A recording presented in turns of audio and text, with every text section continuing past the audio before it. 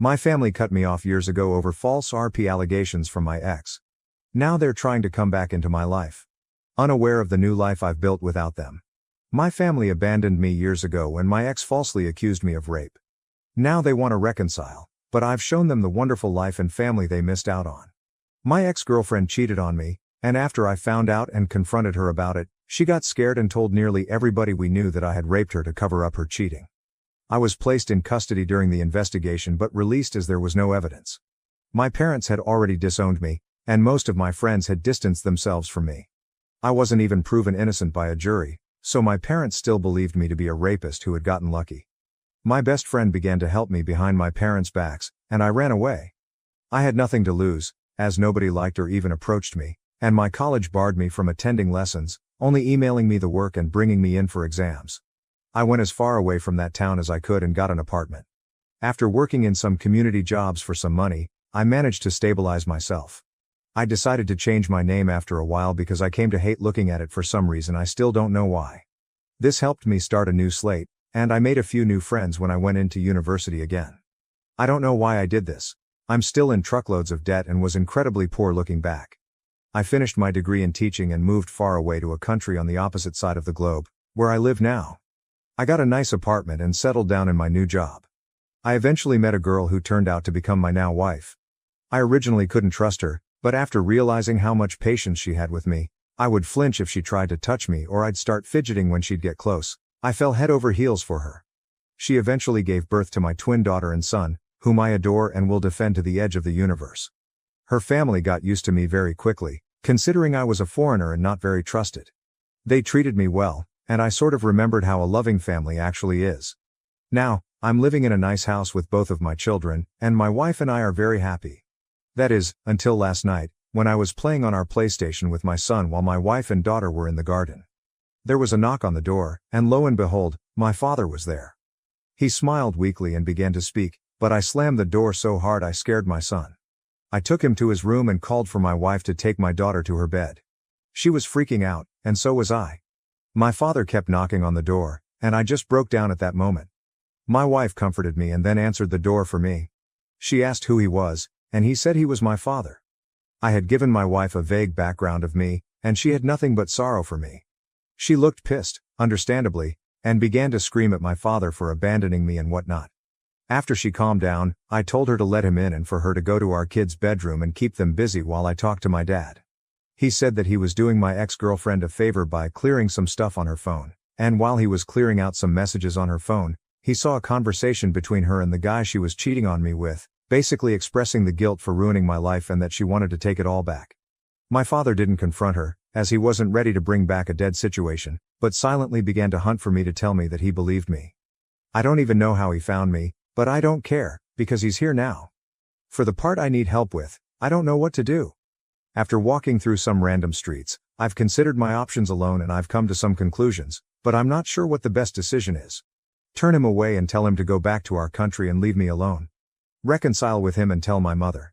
If there is a better option that you have, then please let me know. I'm stressing out hard here, and I'm planning to take the day off work tomorrow. My father is in an apartment nearby, so I'll probably go to him with my answer. Thanks in advance. Comments. Gentius. He said that he was doing my ex-girlfriend a favor by clearing some stuff on her phone. Is this not odd to you? Why would he still have contact with her? Why would he snoop on her phone? What? People just trying to help don't go breaking into phones. This is a red flag. The man disowned you, still has contact with a woman who ruined your life, found the truth by being a snoop, and somehow stalked you halfway across the globe. Is this the chaos you're ready to unleash on your family? T23454RP. You're right, not much of it adds up. It's such a messy situation, and I hate being put in this position. I'm struggling to find the right words to say to him and to answer everything. Random questioner's master advice. Giver 26. Oh sweetie, this was really brutal to hear. People who make false allegations should be sued and jailed. It ruins people's lives. This was absolutely ridiculous. The best advice I can give is to keep him out of your life. He was so willing to dump you so fast without even spending enough time to talk it out with you. Not to mention, you're already happy with the life you have without them. Of course, you can choose to forgive whoever you want, but I wonder what his motive to try to reconcile was. Best of luck, dear, And thanks for sharing your story. T23454OP. Thank you. I would like to go down the eye for an eye route and just not let him go near my family. I'm not the most forgiving person in retrospect. He has to live with the consequences of his actions. Ballistic Pineapple. This is the first time ever responding here, so I can't say this is good advice at all because this is really only something you can answer. This is so much all at once that was thrust on you. I think having your father go back home will be good, giving you time to fully decompress and understand what is happening. You can always reach out to him if you're ever ready to, but having this situation forced on you is not the best. This is something that you can have control over. This is your life now, and you get to say how you want this situation to be handled. Think about what would give you the most control to process this information and formulate a plan. You do this at your own speed and take as much time as you need. T23454OP. Yeah, in the end, it's going to be my choice as to what to do. I've accepted that much. My son asked me who he was a few hours ago, and I can't muster up the courage to tell him that it was his grandfather. More info. I know that it comes down to whether I want them in my life or not. I know I won't receive a definitive answer to all my questions. I guess I'm just trying to wrap my head around it all while putting together different answers from different people. Looking back, I'm baffled as to why they just dumped me like that. Maybe she made some fake texts, but she would have shown the police, and I vividly remember them saying there was little to no evidence backing her up. Not much of it adds up, and I still struggle to connect the dots, not that I want to. It all merges into a bad dream at times. Thanks anyway. I'll get to a choice eventually. Update 1. Hi everyone. I'm sorry that I haven't said anything recently. I have come to the decision that I will not reconcile with my father. I simply couldn't find it in myself to forgive him. Some of you might want a story, so here's how it went down. The day after I made the post, I visited my father in his hotel, and I told him that I wouldn't reconcile with him or anything like that. He had tears in his eyes but was understanding. He said he told my mother about what happened and cut my ex-girlfriend off from the family entirely. As many of you questioned, I asked him why they were still in contact with her. He said that she apparently felt too guilty to let us go. I'm not too inclined to believe it, as were many of you, but it's closure enough for me. Apparently, my mother didn't take the news too well and tried to get my phone number, but my father didn't let her. I'm not sure what I could really trust, given that I feel most of it is just a ploy to get me back into their lives. But after they threw me out onto the streets like a rabid dog, it just makes me sick. My son did end up asking who was at the door, but I told him that it was a colleague. When they're older and we're going through tough times, I plan to tell both of them what happened to me in my past to let them know that I understand. We're all fine. It shook me up a bit, but I hope I have my father's word in him keeping my new life a secret. If anything else happens, I'll keep you updated, but I think the matter is resolved for now. Thank you all so much for the support and good words. If anybody you know has gone through the things I have, be there for them. You cannot throw them to the streets. Always stay alongside them and make sure they're happy, even if they have to move across the planet to be so. Update 2. I was living peacefully before my father found me, and it kicked off a chain of events that led to this post. I recently had an incident with my family involving them breaking a promise. It angered me incredibly, and after a lot of thought, I decided I would face them directly. I flew back to my home country and met with everybody involved, my mom, dad, brother, and even the girl who accused me. I was nervous of course, but I was shocked when I realized I didn't really see them as family. I recognized them, of course, but I didn't see them the way I see my wife, my kids, and my in-laws.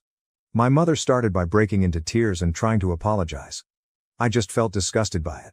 My father comforted my mother, and my brother was the one who kept his composure and initiated the conversation. He asked me how I was doing, and I responded by telling him to cut the small talk and that this meeting was on my terms. I told all of them that I was not looking for reconciliation and that I simply wanted closure. I made sure to tell them that I would call the police if they attempted to chase me. I asked my parents why they were so quick to abandon me, even though the police said there was no proof.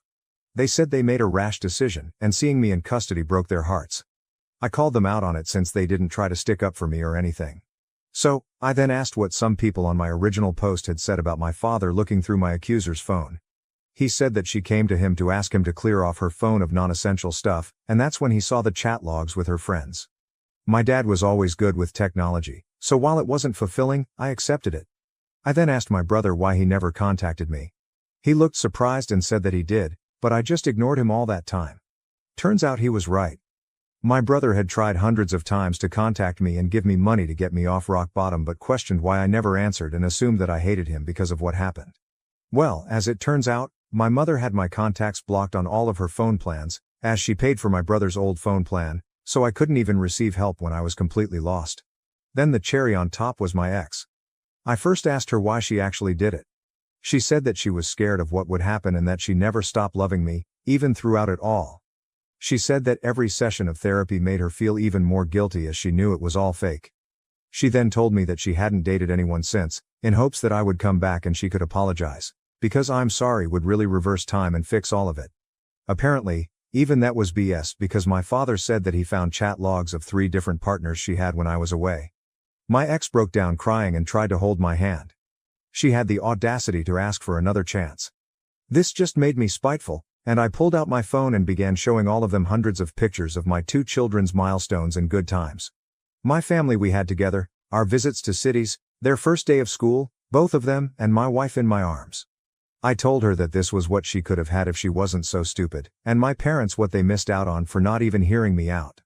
I had a moment when I thought I had gone too far, but I realized that compared to what they did to me, I hadn't.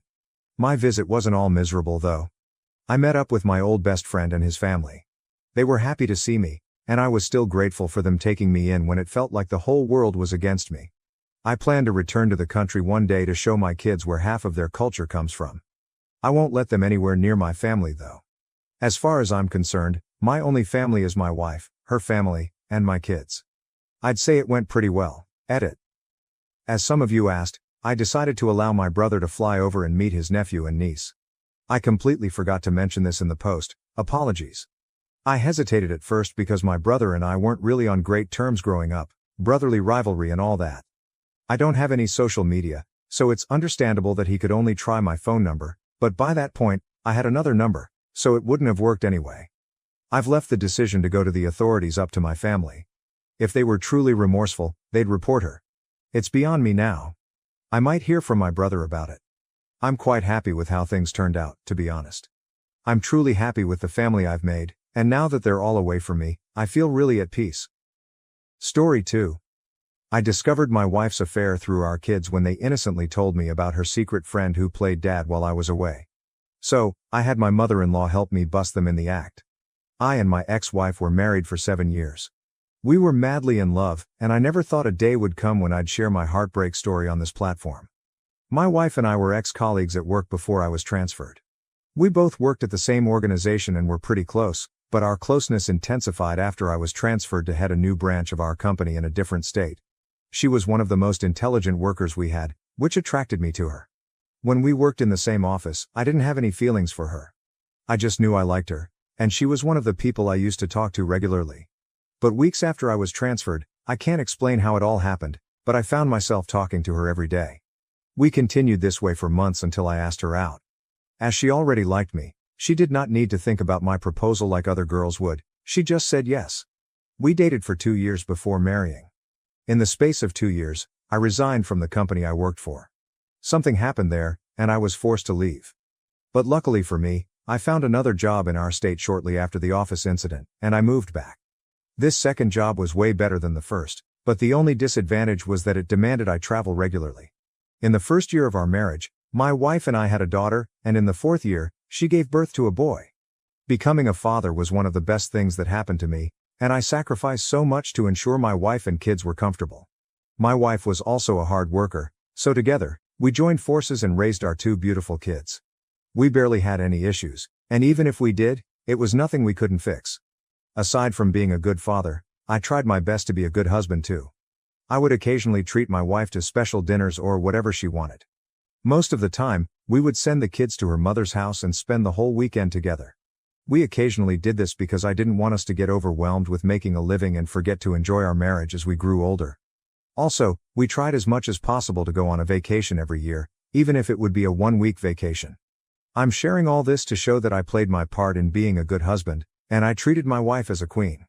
With all the things I did for her and our kids, I didn't expect her to stoop so low to do what she did. Even though I knew she was earning a decent amount, we split the bill 60-40. I took care of most of the things, and if anyone sacrificed the most in our years of being married, it was me. I supported her in both good and bad times, including the time she had issues with her mother for 2 years. For those 2 years, she did not let her mother see the kids. There was absolutely nothing I didn't do to support her. If she wanted something that I wasn't comfortable with, whether it was too expensive or unnecessary, I'd do it for her to make her happy. All this while, I thought I was doing what every husband would do for his wife and family. But I didn't know I was wasting my time. I wouldn't have even known my wife was cheating on me if things didn't unfold the way they did. That day, I was supposed to go on a very important business trip, but somehow it got canceled by my clients. The same day, since I had been traveling around the clock, I barely had enough time to spend with my kids.